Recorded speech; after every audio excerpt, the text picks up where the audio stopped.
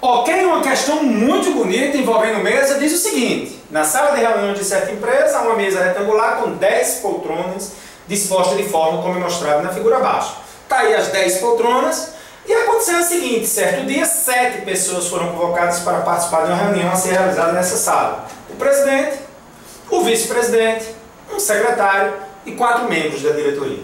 Sabe-se que o presidente e o vice-presidente deverão ocupar exclusivamente as poltronas das cabeceiras da mesa. O secretário deverá ocupar uma poltrona ao lado do presidente. Considerando que tais poltronas são fixas no piso da sala, de quantos modos as 7 pessoas podem nelas se acomodar para participar de tal reunião? Como é que a gente vai fazer essa questão? Observe. Inicialmente, vamos colocar o presidente e o vice-presidente nas cabeceiras e lembrar que o secretário está ao lado do presidente. Você entendeu isso aí, gente? O presidente e o vice tem que estar na cabeceira. Então, olha que legal. Existem 2 fatoriais aqui envolvidos. Aliás, existe o 2 fatorial. O presidente trocando de posição com o vice. Na realidade, ao escolher o presidente, eu tenho 2 opções para uma cadeira.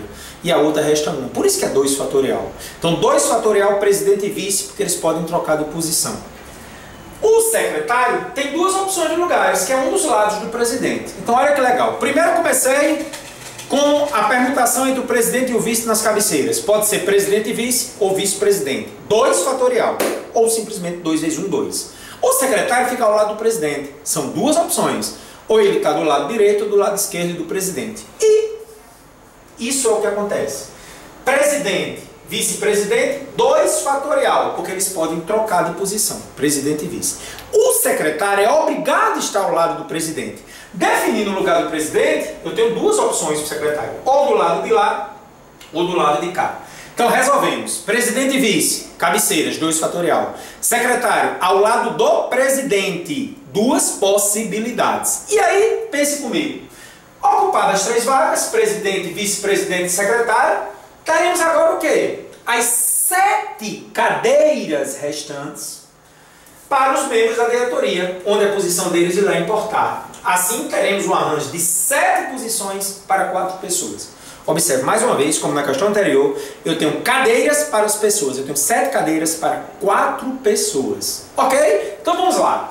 Então, fazendo um arranjo de 7 para 4, a gente só vai perceber mais um detalhe. Na hora em que nós definimos presidente e vice, que é 2 fatorial, o secretário, que pode ser lá ou cá, quantas cadeiras restou aqui? 1, 2, 3, 4, 5, 6, 7 para 4 pessoas.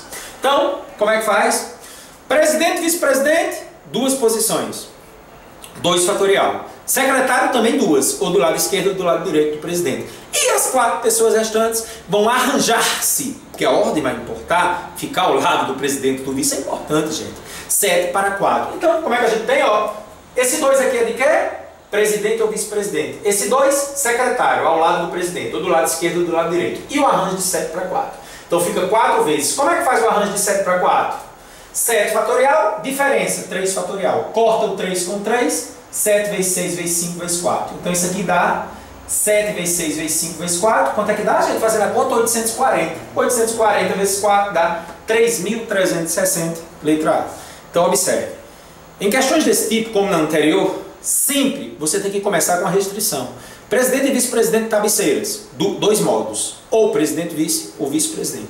Secretário, também 2 modos. Um do lado esquerdo ou do lado direito do presidente. E as outras pessoas, você faz o arranjo delas, tá bom? Um abração.